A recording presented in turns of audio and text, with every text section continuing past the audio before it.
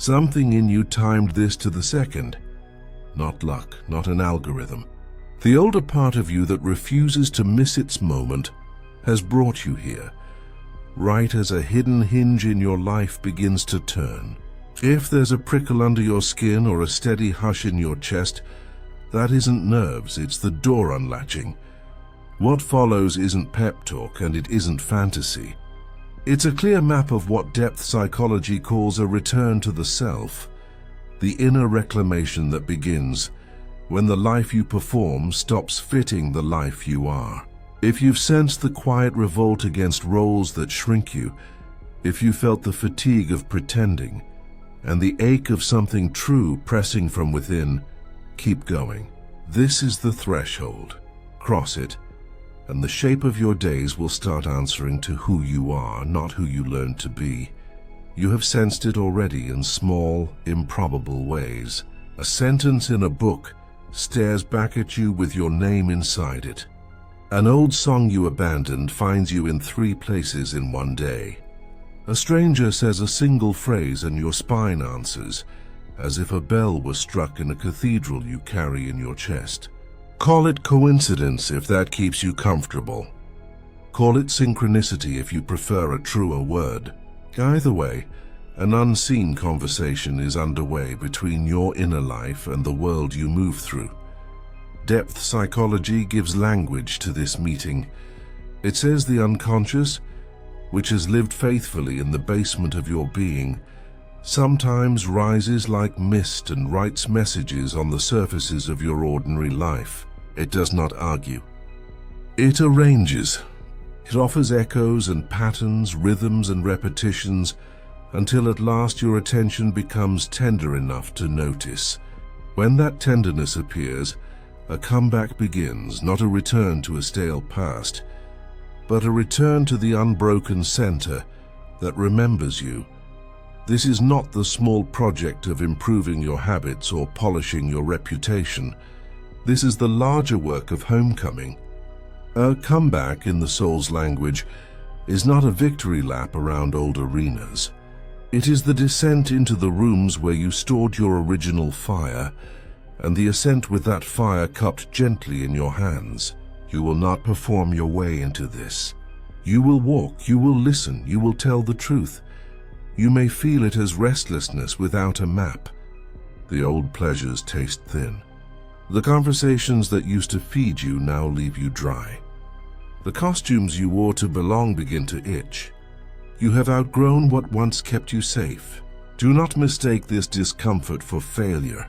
It is the friction that appears when the persona loosens and the self begins to stir.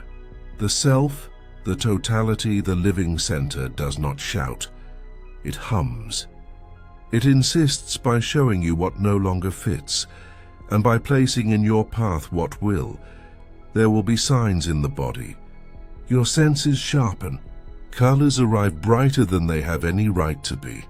You notice a childhood scent where none should exist. You wake at hours you never chose, and feel an intensity that refuses to be named. This is not fantasy. This is the organism picking up a deeper broadcast. The psyche is extending its antennae. It knows something your plans do not. An inner reclamation is already underway. But reclamation asks a price. It asks you to lay down the contract you signed when you were small, the contract that traded truth for approval, presence for safety, voice for belonging. No one typed it. No one filed it. And yet for years you honored its clauses. Be agreeable, be useful, be quiet, be less. The first act of your return is to withdraw your signature. Say it softly or shout it, but say it. I release myself from the agreement to disappear. When you do, expect turbulence. The parts of you that survived by disappearing will panic at your reappearance. The people who like the softer silhouette will ask for the old version back. The systems that profited from your silence will call your clarity a problem. Let them. You are not required to shrink to keep a fragile peace. The peace worth keeping grows around truth, not around disguise. You will be tempted to bargain with your own soul. Perhaps I can keep the mask a little longer. Perhaps I can tell half the truth. Perhaps I can postpone the descent until later, when I am braver, richer, more loved. But the descent does not wait for perfect weather. Every true return passes through the underworld, what Jung called the Nekyia, the journey down and in. Down in those chambers lie the griefs you were told to outrun, the angers you were punished for feeling, the loneliness you numbed with busyness and performance. Down there are the messages you left for yourself when you were too young to speak them plainly. This is not punishment. This is initiation. The blackening comes before the gold. In alchemical terms, the nigredo, confusion, dissolution, dark saturation, precedes the brightening. In human terms, you stop pretending you are fine. You stop translating your ache into chatter. You sit with the unfinished, and you listen until it speaks. You will discover the lost ones waiting. The fearless child who stopped creating when laughter hurt. The voice that fell quiet because tenderness found no echo. The dream that was ridiculed until it buried itself for warmth. As you welcome them back, another force stirs. Energy you thought had died proves it was only exiled. Anger rises like clean heat, not to scorch but to clarify. Desire reappears with shy authority. Creative impulse taps your shoulder like an old friend who always knew the way. These are not problems to manage. They are permissions. They say take up space. They say walk out of rooms that ask you to fracture. They say begin, people will name this selfish. Let them be inaccurate. You are not abandoning love. You are abolishing the bargain where your love costs you yourself. Boundaries are sovereign lines that allow love to stay love. Without them, generosity becomes leakage, compassion becomes erasure, service becomes theater. With them, your yes is honest, your no is clean, and your presence stops setting itself on fire to keep others warm. Along the way, the invisible contract attempts to renew itself. It whispers in familiar tones, if you bend a little, you will be safe again. If you perform a little, you will be praised again. If you carry a little more, no one will leave. Answer with steady refusal. You are done paying with your life for small comforts. You are not a hallway for other people's unfinished business. You are a dwelling with a door, and only you decide who crosses your threshold. There is a loneliness most people run from, the luminous solitude of the one who is no longer part of the herd. When you step into it, the air becomes thin and bright.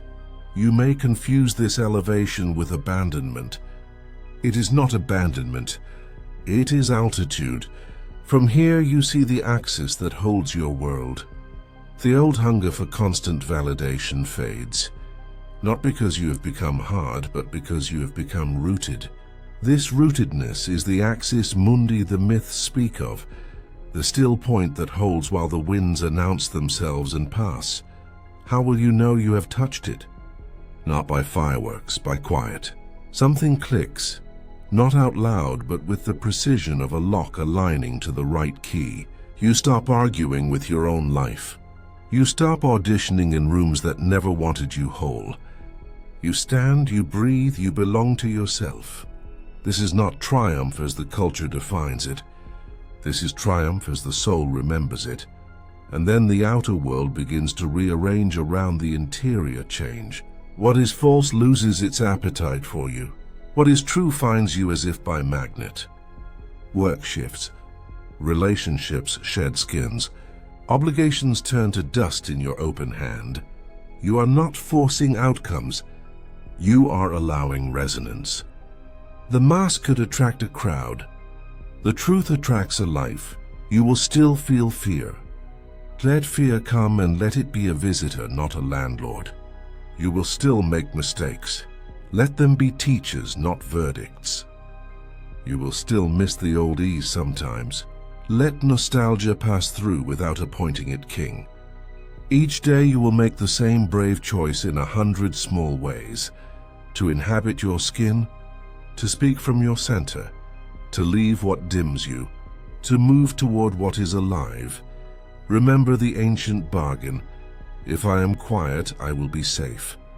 It kept you alive when you were small. Honor its service, retire its rule. A more generous law waits beneath it. If I am true, I will be whole. Wholeness does not mean you will be universally liked, understood, or welcomed. It means you will no longer abandon yourself to stay liked, understood, or welcomed.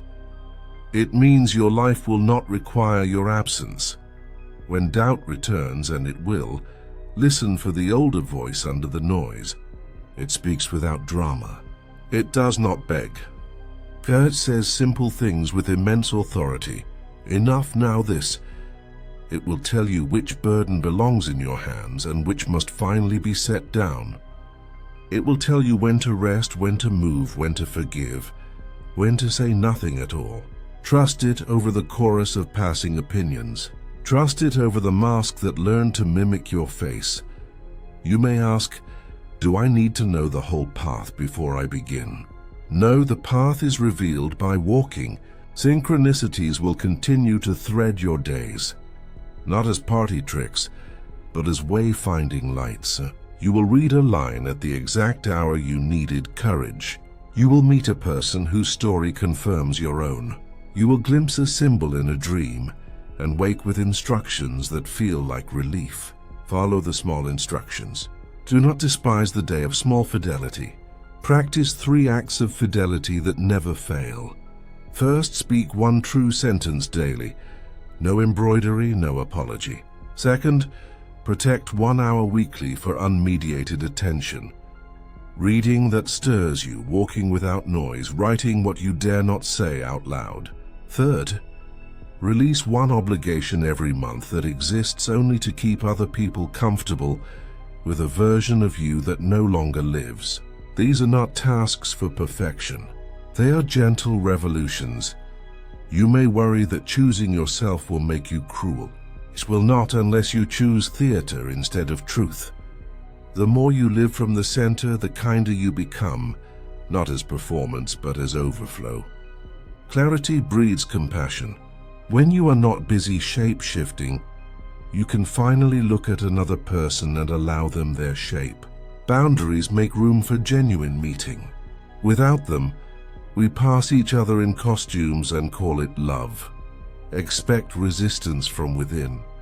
Expect projection from without. When someone cannot bear their own unlived life, they may call your aliveness a threat. When someone cannot imagine a world beyond roles, they may call your refusal selfish. Do not waste your breath converting them. Conversion is not your work. Coherence is. Stay coherent, and those who can meet you will find you. If you stumble, if you backtrack, if you forget, you have not failed. You are human, and the way humans change is tidal. What matters is that each tide brings you a little nearer shore. What matters is that you forgive yourself for the years you spent asleep, and you bless the instinct that woke you. Gather the younger yous who negotiated with pain, thank them for their service, and invite them to rest. You, the grown one, will drive from here. There is a beautiful severity to a life aligned. You will disappoint some people who benefited from your confusion. You will stop offering discounts on your presence. You will lose the intimacy that was built on your silence. Grieve it and then continue. The friendships that belong to the future will recognize you by your clarity. The work that belongs to the future will require your full voice. The love that belongs to the future will not ask you to become small to be held. If you have waited for permission, let this line end the waiting. You are allowed. Allowed to change your mind. Allowed to end what exhausts you. Allowed to want what you want. Allowed to grow a new name for yourself and to answer to it. Allowed to refuse what bruises your spirit. Allowed to risk being seen in the brightness you have hidden. The world cannot promise applause. It does not need to. Applause is not the measure anymore. Integrity is. What you are entering is not a season of relentless striving. It is a season of precise alignment. Precision will look like less noise, fewer performances, slower answers, longer breaths. Precision will sound like the click you feel when your yes rises from the whole body, and like the sturdy quiet after you say no. Precision will move as a steady flame, not as fireworks. Choose the flame. Fireworks forget the sky that holds them. The flame remembers. Behind all of this stands something permanent. Call it the self, call it the soul, call it the deep center. It does not flatter you and it does not scold you. It invites. It asks for truth. It refuses to rush. It trusts what is steady and asks you to trust it too. When you fall asleep again, and you will, it will wake you without shame. When you hurry past your life, and you will, it will place a hand on your shoulder. When you speak against yourself, and you will, it will wait until you remember the language of mercy. Now breathe and look around your life with the eyes of one who has returned. What belongs here? What never did? What must be tended because it is alive? What must be buried because it is done? The answers are not in anyone's mouth but yours. You can consult wise voices, and you should, but the final authority is inside, where the oldest music plays. If you needed a sign, consider the quiet certainty rising even now as you read. You are strong enough to descend, gentle enough to gather what waits in the dark, brave enough to carry it upward, and wise enough to walk differently once you reach daylight. There is no committee to convince. There is only the next faithful step. Begin where you are. Begin with one drawer cleared, one difficult call made, one honest page written, one boundary spoken without decoration. Begin with water and sleep. Begin with the walk you promised yourself months ago. Begin with the posture that tells your body you are here for you. The mind will try to complicate this. Let the body teach the mind a simpler road. And when the small beginnings become a pattern you can trust, lift your face to the wider horizon. Decide that your life will be organized around your center, not around your fear. Decide that the relationships you keep will be those where your truth is welcome. Decide that the work you do will be work you can look in the eye. Decide that you will live at a pace where your soul can find you. You will know you are in your comeback not because the world applauds, but because you wake with a steadier heart. You will know because your choices rhyme with your values. You will know because silence stops frightening you. You will know because you find yourself laughing from a deeper place. You will know because what once pulled you out of yourself now loses power, and what once seemed too bright to hold now feels like home. If any part of you says, "This is me," trust it. If any part of you says, "Not yet," bless it and keep walking. The self is patient and fierce. It waits without sulking. It asks without nagging. It returns again and again until you consent to your own life. Consent now. Let the invisible contract curl like paper in a flame. Let the old mask rest where you set it down. Let your name sound like yours in your own mouth. You are not late. You are right on time for yourself. The signs that seemed random were a language. The exhaustion that felt like failure was a doorway. The urge to withdraw was a summons. The longing you could not name was the self calling you by your oldest name. Answer and walk. The path will meet your feet.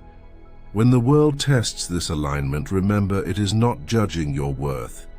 It is calibrating your choice. Invitations are not obligations. Traditions are not commands. And emergencies born of someone else's delay are not your destiny.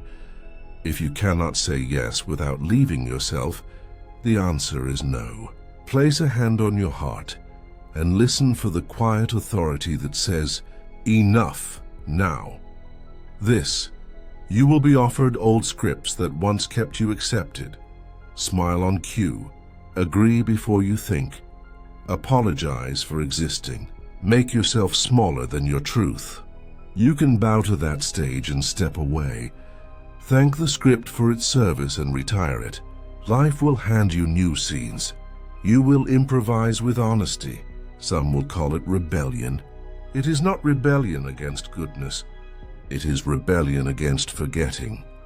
Create a simple ritual when you waver. Write the bargains you made to stay loved. If I am useful, I won't be abandoned. If I'm quiet, I won't be punished. If I am agreeable, I won't be rejected. End them with ink. Then write the new agreements. If I am truthful, I will be whole. If I am kind, I will include myself. If I am brave, I will act before fear vanishes. Read them in the morning like bread. Read them at night like medicine. As your inner authority grows, you will stop managing other people's destinies to avoid your own. You will return what is not yours to carry and feel the relief in your body. You will learn the difference between compassion and control, between care and rescue, between supporting growth and interrupting necessary struggle. The world does not need you everywhere. It needs you true where you stand. Expect joy that does not depend on admiration, the ordinary joy that arrives when your insides and outsides match. It visits during a meal, on a walk, in a sentence finally spoken plainly. It makes roots, not noise. From those roots grow a beauty that does not require witnesses to be real. Make 3 vows. Honesty. I will not trade truth for belonging. Gentleness. I will not speak to myself in a tone I would never use with a child I love. Courage. I will not wait for fear to leave before I act in alignment. Keep these vows the way a lighthouse keeps its light, steadily without interruption. If the path looks long, good. Long paths belong to us. They allow growth at human speed, recovery from old harms, and practice in loving without vanishing. You will walk, rest, and resume. Seasons will change. Forms will change. The center will not. When you forget, you will remember. When you fall, you will rise.